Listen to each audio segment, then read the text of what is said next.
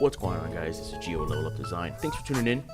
Really appreciate all the support you guys are sharing on the channel. And any recommendations you guys have, definitely leave it in the comments. Love to discuss that. Maybe have some new content for you guys to help point as much people as they can to the right direction.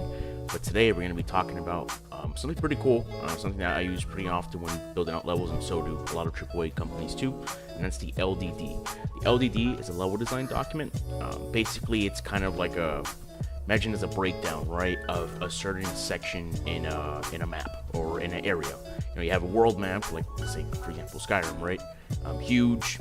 You can't fit all that into an LDD, so you usually break it down into smaller chunks and explain what happens in there. So let's go ahead and pull up just a quick rough example, and yeah, I'll see you there.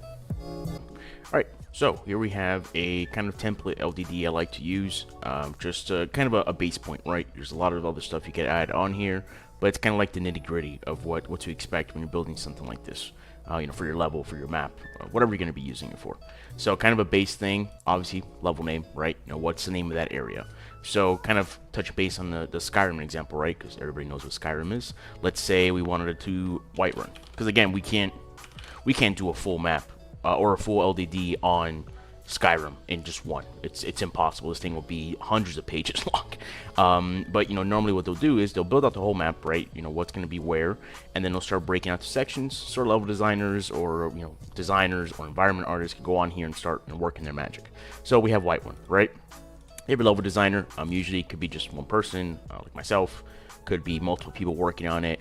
And you can even have a list of just everybody that's working on this, again, like from the programmers, the directors, the environment artists. So we get that set up. Next is the theme. What's the overall kind of feel of this area? It helps out more for the environment artists to go on and start putting in whatever type of color theory they have that matches their palette that they have for it. Set the right emotions. It also helps out with painting out the layout of it. How's it going to look, mainly just how it's going to feel and how it's going to flow through. Now, player goal is an interesting one, because player goal is what is it that the player is doing here, right? Like what is their main arcing goal? If it's, hey, go talk to John, right? That's one of the goals. But typically in a game, you're going to have, for the most part, multiple stuff happening in one area. So say go talk to John or go find John. You have some side quests, go kick 10 chickens, whatever it's gonna be, and you could even put, go rest at the shop. And this is also where you put tutorials, right? So you could put, practice in order to get them to practice combat or practice questing or practice crafting. Whatever you like to do, you kind of lay it out here as a whole, and then you kind of have your breakdowns within it as well. Featured asset is one of the ones that's kind of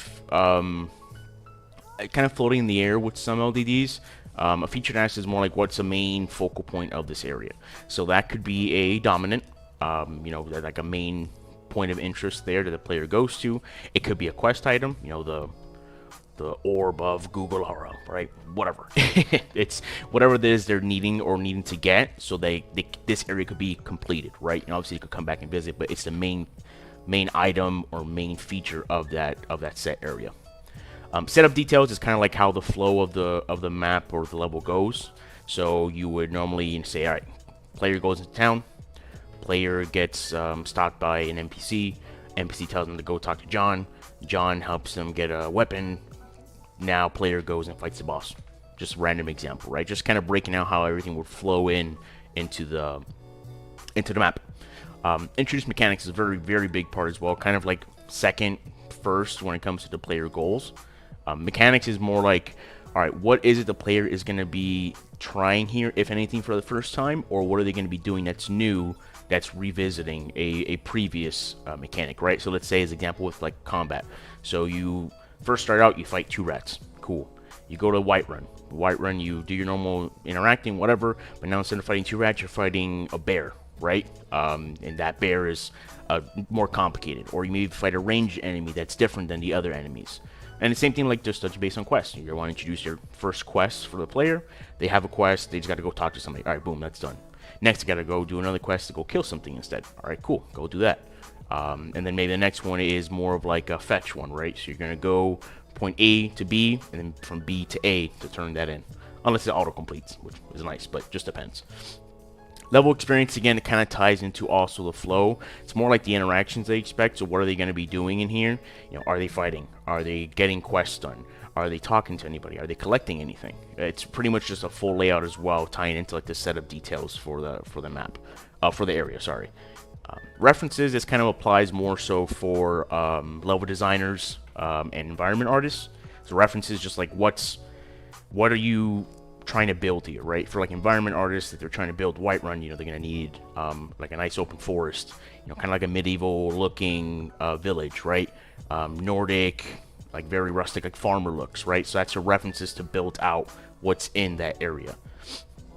And then some other ones is bubble map. Bubble map is not really used too much. It's more like just kind of like a storyboard in a sense. It gets a little too long sometimes, so I personally don't use them as much.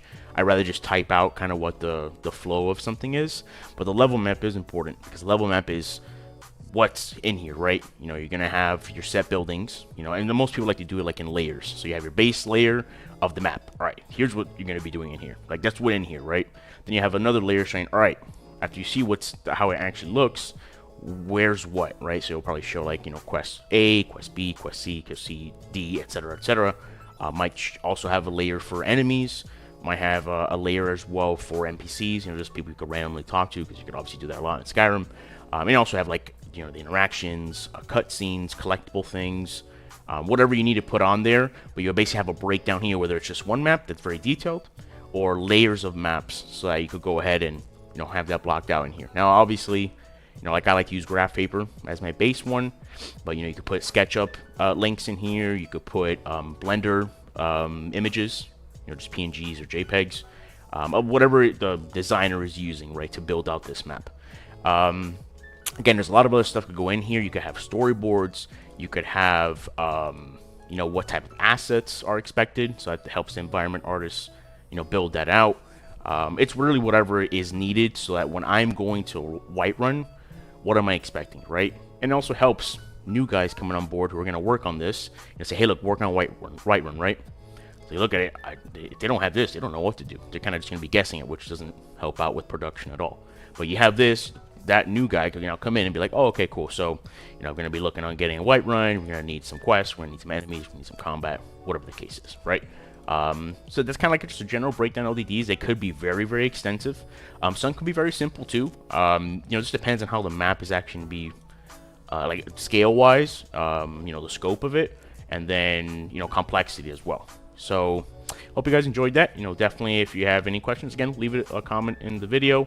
If you want more recommendations on different types of videos and how certain things may work, put that there as well. You know, like, subscribe, follow to the channel. Check me out on Twitch as well. I do stream on Monday, Wednesday, Friday, 12 to 3, and probably some later in the evening streams. Probably more just hanging out, you know, playing some games. But again, appreciate y'all tuning in, and have a good rest of your day. Take care.